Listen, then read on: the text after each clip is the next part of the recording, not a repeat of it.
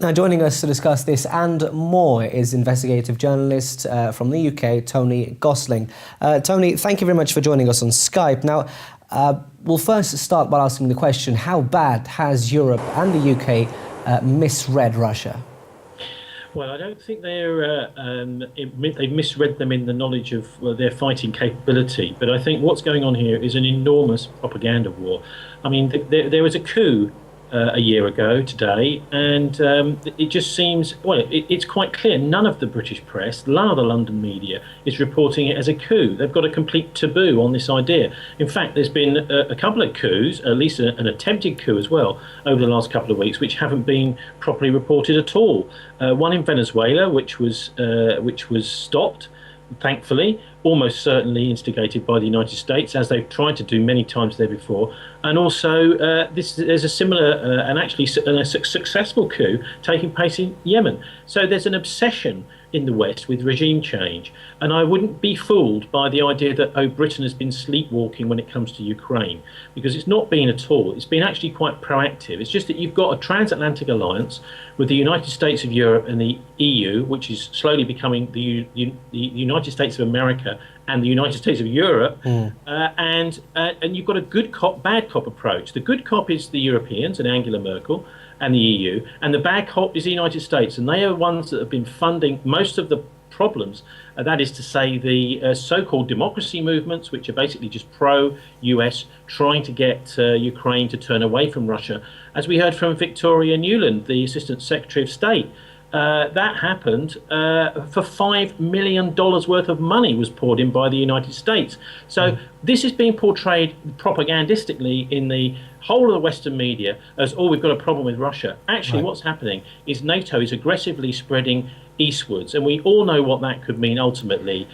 Tony, there could be some kind of engagement between. Apologies, Tony. Before we get on to NATO and their aggressive response or so on, is this report by the House of Lords a bit too late? I mean, since the Ukrainian crisis is now reaching almost a dead end.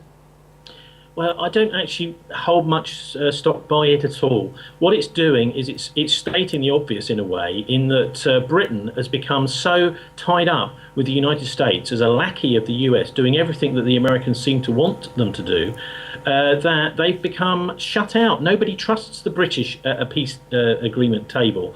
But actually, what's happened at Minsk, is something quite positive. And I think there's been much more of a successful ceasefire and many deaths stopped through that Minsk agreement than has been actually admitted to. This is being trying to be portrayed in the British press anyway as, oh gosh, the ceasefire's breaking. Actually, what's happened is there's been an enormous saving of lives at Debaltseve, for example. In the pocket there, many people who would have been crushed by the rebels have managed to get their lives, be saved by it all.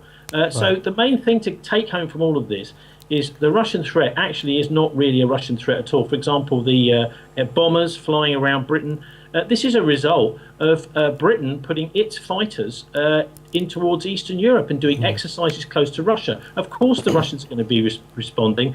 And what if Canada joined with Russia, for example? This is why Ukraine is so important. If Canada joined with the Russians across the North Pole, it's a bit of a crazy idea, but if they did, the Americans would go nuts. This is why the Russians are reacting as they are, because there's a military alliance coming right up to their doorstep that they know is aggressive, as we've seen in Afghanistan, as we've seen in Libya, and as we've seen in Syria, and of course Iraq. And what a devastated country the Western Alliance has left in all of those.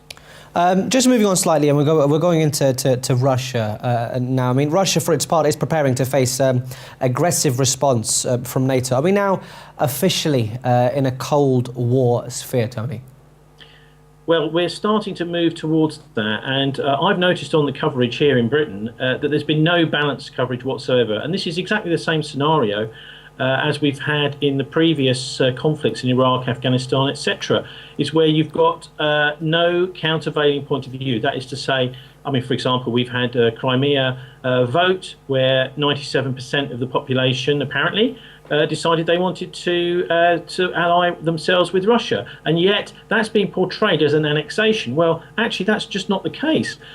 So it's all about the way this has been portrayed, I think, and that's just one other example.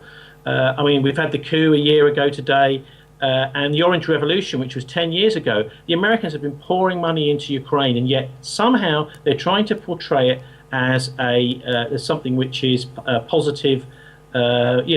An action by Russia, and Russia is being aggressive. Of course they're not. They're actually being extremely cool and calm about it, and they want to deal with the Europeans. They don't want to deal with the Americans. Don't forget, at the end of World War II, General Patton actually said that rather than finishing the job with Germany, that the Allies should join with the Germans and attack Russia in 1945. Also, General Power, who was in charge of Strategic Air Command in 1962 Cuban Missile Crisis, he said that they should attack they should attack Russia with nuclear weapons. So that's why the Russians are worried about this. They're quite right to be. Just moving on a bit slightly, specifically about Russia and NATO. I mean, is Russia right in taking these measures in light of recent Western provocations, specifically about the Russian actions? Well, I think I don't see anything that the Russians have done which is not actually just a reaction, and a mild reaction, a sensible reaction, because NATO is looking for all sorts of excuses to go into Ukraine, and ultimately, that's what this is all about. I mean, the background to all of this, of course, is that NATO is in a kind of flight forward because their background support, the ordinary voters right across the Western world, are getting squeezed by the banks and also getting more and more in debt, less and less disposable income. So they're starting to turn on their own governments in the United States and Europe and the EU. I mean, for example, with Syriza, we're seeing a fight back from ordinary people against and in Portugal too, to a certain extent, and Spain. So we're seeing a fight back against the elites in the Western world. And that's being expressed, I think, by them trying to sort of divert attention and get more power, because they can't deal with. There's no real democracy left in the West, I don't think. Most of it's run by the arms industries, the banks, etc. And the media is the big problem. That's why I mentioned propaganda, because it's the media over here that do not ask the important questions, like why are the banks getting articles removed about them which are critical from the Daily Telegraph, as we've heard this week with the resignation of Peter Oborne. Tony. So you've got a much bigger problem than just Ukraine. It's also a crisis of democracy going on right across the West, with the EU being the good cops and the Americans being the bad cops. But we're not fooled by that. We're just going to have to leave it there. Investigative journalist Tony Gosling, thank you very much for your time.